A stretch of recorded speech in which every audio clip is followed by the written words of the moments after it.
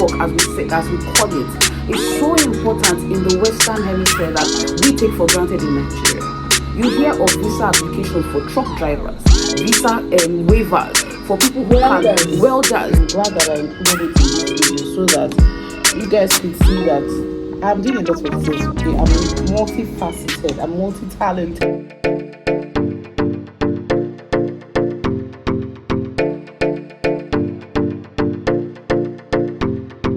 Hey guys, what's up and welcome back to my channel. Suti here. Omo, you guys, let me just give you a small gist. See, it's better to always be prepared because you never know when you need to show up for something. So today I was in court, but I did not know I was in court. So usually when I write the date of like a matter is being adjourned, I put it in my diary, but then I also put it in my phone calendar so that I get like a week's reminder, then 2 days before, then a day before, so that I always know that okay, there's a matter in court, I need to prepare my documents, I need to do this and this and that. For some reason I did not note this matter. I did not put it down in my phone calendar. It was in my physical diary, like my paper diary, but it was not in my phone calendar. So I did not get any notification. And then when I was getting ready today, Holy Spirit kept telling me, don't wear multicolored. I wanted to wear like full white and black because in court you have to wear only black. Don't wear multicolored, don't wear multicolored. You are in court, you are in court. I was really having conversation with Holy Spirit. I know I'm not in court. There's no record of me being in court. Like I could have easily checked my diary, but I was like, no, I mean, I'm supposed to be in magistrate court to check for something, but I'm not in court. I'm not appearing in court. I get to court. Thank God I didn't even take my sweet time. I was somewhat on time, okay, just a few minutes past 9, and I get a call from my senior and he's like, where are you? I'm like, wait, what do you mean where am I? Me and you don't have any appointment today. No, but are we not supposed I don't know the English I started speaking. Hey, this thank God I was in court. Thank God my wig and gown was with me. Thank God that the black dress, you guys see what I wore. Most of it is black. It's only the sleeves that are white and black with this houndstooth pattern. So I was able to use my gown to cover up this part. See, when your intuition, it's not even your intuition, when the Holy Spirit, when you hear that voice in your head that is telling you, you're warning you about something, take heed, because the Lord is interested in about the little details. Okay, he's so concerned about everything. I was having proper argument as for barrister. Holy Spirit, no, he knows everything, he sees everything, he knows. So just you guys, just listen. That is to say that I'm saying all this to say that I am really tired. I'm just coming from court. I'm here to pick my kids and then we're going to go home. I need to make food. We only have one container of stew, and even that container is small. We don't have any like rice or any dish. We don't have, like, we have half of little things. So small stew, small soup, small yam porridge here and there. So now I want to make sure that I cook and have the house stocked up. All right, so I'll catch you guys later. Bye.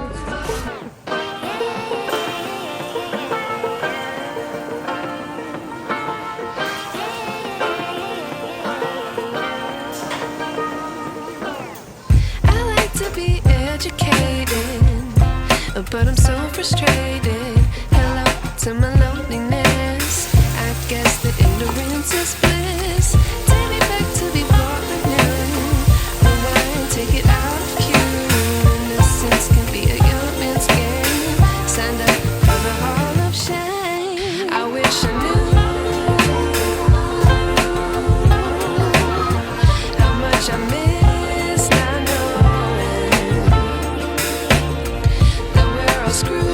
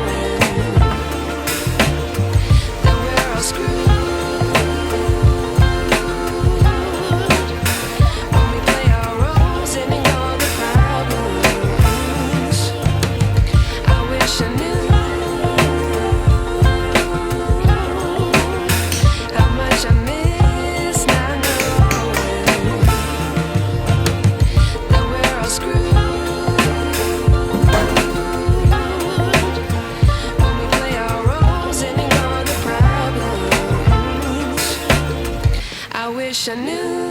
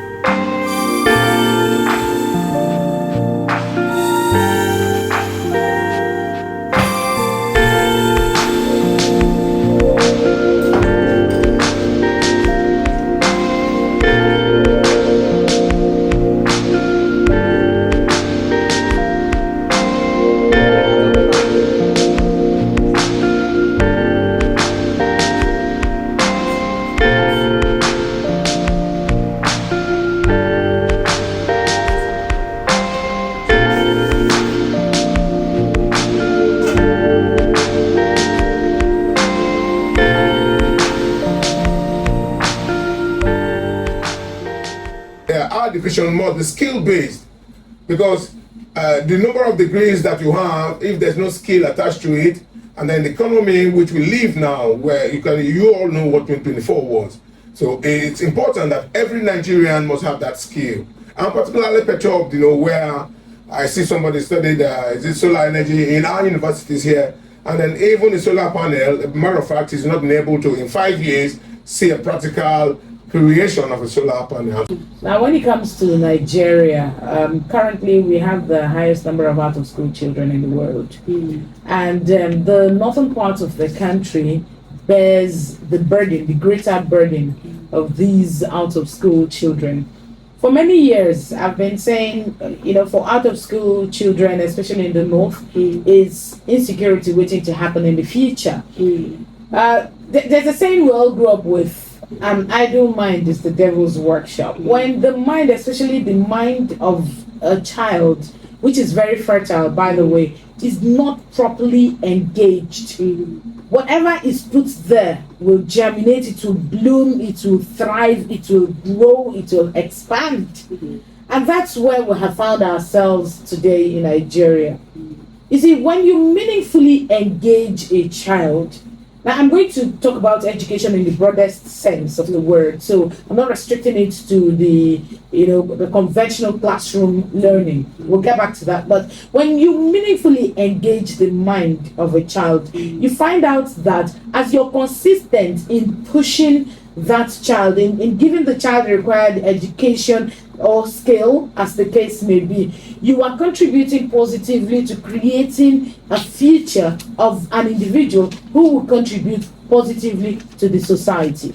Completely agree. Now, when you look at those, I'll bring this as close home as I can. So let's look at those who are on their actions that we see to solve the problem of education in Nigeria, especially in the light of education tourism becoming some of the biggest revenue earners for some countries. Why are we even bothering to acknowledge the existence of the International Day of Education? Thank you, Trust. That's a loaded question. That's a loaded question. But I would start by saying that we should acknowledge progress before we, raise so many criticisms.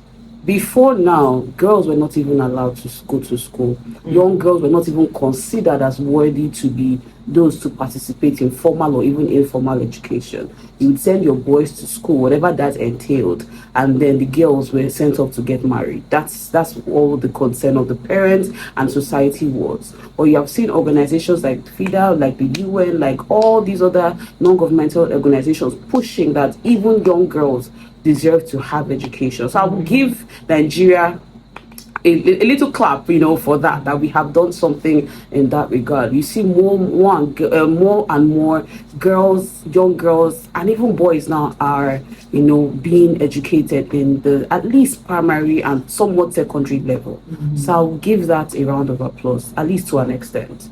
I would also say that I've come to understand that the way the world is changing, education and the types and forms of education are moving faster than our country, Nigeria. Some of us are still stuck in classroom formal education, and you mentioned that a little bit. The theme this year is AI and education and all of that, and making sure that agency is not replaced, human agency is not replaced by artificial intelligence. When I looked at that theme, I was like, is Nigeria even on this level to be discussing about agency? Because we are still somewhere back. We have not come to, at least some of us have not come to, majority has not come to this point to even discuss about automation in schools, about the use of AI. Now we're talking about agency. So you are right in saying that there's a fundamental issue that needs to be addressed. I understand that different governments, different regimes have different priorities. Sometimes their priority is infrastructure, like roads and, buildings. Some people, their infrastructure is the economy and all of that. But I agree completely and wholeheartedly that regardless of your goals and vision for a nation, for your state, for your country, for your community, education in whatever kind has to be at the forefront. Because if you are not educated, first of all, the world will leave us behind, which they are doing. Secondly, like you said, it creates avenues for delinquent behavior, because you need funds, you need resources to survive in this society. And when you don't have that, you engage in illicit and illegal activities to raise that fund. And that entails increase in crime, increase in abuse, and increase in different kinds of things. So what I would say is that we need as a people to first understand that education does not begin and end in school. The way the world is going right now, a lot of billionaires, millionaires do not have formal education. University degrees. There are courses that you can take with secondary school. Some of them don't even have secondary. Let me not even lie to you. Some of them don't have secondary education, but I think I would suggest that secondary at least be completed. So at least the person is literate. Yes, is literate, exactly. Yes, I would at least inform that. But this thing that we take for granted, vocational skills, learning trades, learning handwork, as we call it, is so important in the Western Hemisphere that we take for granted in Nigeria. You hear of visa applications for truck drivers, visa waivers for people who welders, plumbers, things like that. But in this part of the world, we look down on those skills. We think they are menial jobs, but those are jobs that can create businesses, create industry that thrive, make the economy move forward. So I think that we have to go back before we chastise the government, which I agree that we can challenge them to increase educational budget and prioritize education. We need to look at the family units. We need to look at the family unit. First of all, are you having children that you cannot take care of? It's a fundamental issue. People think that bearing children, giving birth to children is a rite of passage. I don't marry now, I don't born, I won't born. Somebody will see me, I have 2 children, and I cannot tell you in this January alone how people have said, are you going again? Are you going again? I said, going again to where? To where? For what? But they are asking me to have another child. And some people will succumb to that pressure because I have 2 girls. And they'll say, okay, you need a boy, give your husband a boy. I'm used to so do what with? Okay, ask me. Okay, but many questions are fair because I'm a girl. Yes, I come from a home where there are more girls than boys. In fact, mine is so bad that, people have boys' quarters, right? Yes. My house will have girls' quarters. It makes sense. I'm the same way. We have only one boy in my family. Yeah. My father is the only boy in his family. So I'm used to girls being empowered and being encouraged. But people seem to think that because I only have 2 girls, it's not complete. Like I'm not completed. Exactly. Then imagine if I go and have that child and it doesn't turn out to be a boy one, it's another girl, or even if it's a boy. That's what I'm saying. Or if it's a boy and I cannot take economy is going. Exactly. People are not considering the financial implications of childbearing, of the family unit. So you have children you cannot take care of. You have children that you are leaving to the wealthy or the breadwinners of the family, the whole entire family to take care of. And then you see destitute children looking for ways to survive. If you go to my village, if you go to Buguma, my paternal side is from Buguma, you would see young girls who have had 3, 4, 5 children and they don't know who the father of any of these children are. They leave them for the grandmothers in the village to take care of. They leave them for the aunties in the village to take care of. What's going to happen to those children? And no supervision. No Because, supervision. Those Those children will grow up and have their own children. Imagine an 80-year-old grandmother having to take care of babies. an energized 5, 6, 7-year-old. As the case may be. On to International Day for the women. I will not take this from the women. That's Can because Can over I speak? 76% of the out-of-school children are girls. But Did you say, right, and so where did it start from? How did we get here? Is it a societal problem? Is it a cultural problem? What are the issues where women begin to, even when the Constitution guarantees equal rights section 4, where they begin to, and then they could get there, and then for them, it was 35% affirmative. Now they're looking for 50%. Why do you people feel marginalized? Even Okay. 35% I've come from a different perspective this morning. Let me first correct you that we made it a gender or women issue. We are hailing Nigerian people for seeing an issue and at least attempting to correct it. That was our conversation. That's right. We did not make it a gender thing. And even if we did, even if we did, there's nothing wrong with that. Because the reality is that anytime you talk about anything in Nigeria, it has to be looked at from a gender perspective. Because our culture, our patriarchal nature of society prioritize men and boys always over the girls and women. When you talk about vulnerable group, most often than not, it is women and girls. It's not to say that we do not consider boys. It is not to say that we don't realize that if you don't treat the boy child in the future, the problem that is waiting for you is bigger than what you can handle. It's to say that we, as an organization right now, our focus is on women and children. We didn't say girls, women and children. Let there be other organizations that come out and face men. Have you asked yourself that why are there no more organizations that have realized that men have issues, boys have issues, and they form their own and come and talk to you and give you question and answer? A lot of the time is to criticize what women are doing and say, oh, don't do. Why is it only women? No. Understand the point and perspective that we are coming from and the need to champion the rights of those vulnerable in society. And then when we are at that level, you start to see that even the men are challenged. Even they want to go to school and they want to do other things. But let's keep that aside and talk about the issue at hand. Wait now, please. It's not they don't feel. You said that. That's not a feeling. It's a reality. It is not a feeling. It is a reality. I cannot walk on the street at night without being paranoid. Even when I'm walking in broad daylight, I am still paranoid because I don't know what can happen. Before I come out of my car, I lock my door, I look left and right, I do everything because I do not know what will happen. In marriages, even in the church, you are told, submit to your husband, do this to your husband, do that. Sometimes you have to ask, am I not a human being? Everything is male focused. Everything in society is male centered. So even when you think you are in a position to express yourself, it is under the lens of what a man would think or how the male society would address you. But let's bring it back to what we're talking about, International Day of Education. I love what Trust has said and how she has emphasized government participation. In fact, government propulsion, because they are the ones to be at the forefront of this. And I don't disagree with you. But I know that in Rivers State, we have had some changes. I think, and please don't quote me, but I think there's a policy or a law that says all children must be in school or they're prosecuted. All children of school age. There's something like that. That law has been there for about 10 years. Exactly. And it was brought to the fore again during the administration of Rotimi Amechi when he introduced the single uniform for all government schools and the free school bag school uniform and all that. I think he had this mantra. Just bathe your child and bring the child to school. Yes, and what I'm saying and what I'm trying to say is that we are not lacking laws. Oh no, it's implementation. Exactly, it's the implementation. And who implements the laws? Police, the government, the family. a lot of family members are enjoying the fact that they can send their children as house girl and house boy to another family and make money from them. A lot of parents are giving birth to children knowing that there will be a means of income generation for them. 1 minute, Sotoya. Ladies and gentlemen, you see that we discuss from different. Must learn from people. Don't feel like you're too perfect. Still learn from other people. You can decide to learn if you don't have money. You can decide to follow people that are ahead of you.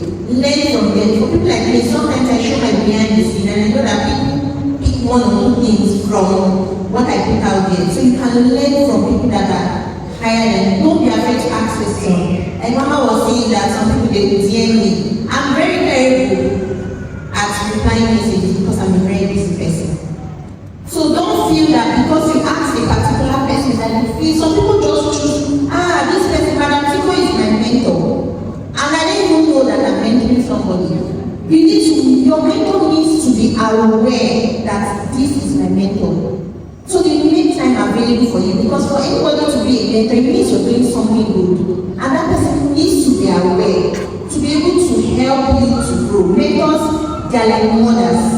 They guide you through the path that you have chosen. So don't just say, you not start feeling bad. There's a way people love somebody that they've not had any personal relationship with. We all have different lives on social media, and we all have our personal lives, right? So because you're seeing this particular life that somebody is putting out on social media, you feel like you know the person, no. So give that person the opportunity, let the person agree that they are actually your mentors. There are certain mentors that carry grace, and you need to tap into that grace. You cannot connect to the grace when you don't have contact with that person. So look for somebody that you know can mentor you, that will agree to mentor you. Some people they will say you should pay. Some people they will do it for free. So you have to look for somebody that is into that same line of what you want to do to be able to mentor you. Don't be afraid of expanding, don't be afraid of learning. Go and learn from people. If you know how to do bread and you see somebody else that is doing a better bread, pay money and go and learn. If you add different ideas of different people to what you are doing and then you join it together, you now decide the one that is good for you, or you mix all of them together. Sometimes, especially things like cooking, there are different techniques. There are some people that fry their egusi, there are some people that boil their egusi, but the main thing is to arrive at a very tasty meal. So that's it about priority. So I was able to deliver that target or that goal because I sought partners. And that partner I found, if you see the people he brought, now if they talk about the 10 people in this Nigeria, I have the first name, I have in my phone. That one assuming partner that I want to get. I didn't even know the people, so if I just tell you, Oscar, but I Hi guys, welcome back. Happy new week. So we are concluding this vlog. I'm at the office and I just thought that I would wrap up this vlog. Thank you for all the feedback on my other video. Nah, is this Ash? See, wait. Let me find hand cream and rub myself. So I'm really grateful for all the feedback in my other videos. This vlog just the way it came was unplanned, and I didn't know that I was going to go for that radio interview, but I'm glad that I included it in this video so that you guys could see that I'm doing a lot of things. Okay, I'm multifaceted, I'm multi-talented. Okay, also because a lot of moms watch me and you never know where these videos will get to, so I would encourage everybody. As parents, we are not in that generation anymore where it's just formal education, so that's just going to school and all of that. We are doing so much more now, and the world is moving in a very fast paced direction. So as moms, as parents, encourage your kids as much as possible. Expose them to anything that you think will be beneficial. Okay, expose them to extracurricular activities, sports, expose them to clubs and societies in school, even courses, this phone that we are using, there are so many resources that are available that you can prep your kids now, to be better in the future, to face a global future, because the world is literally changing.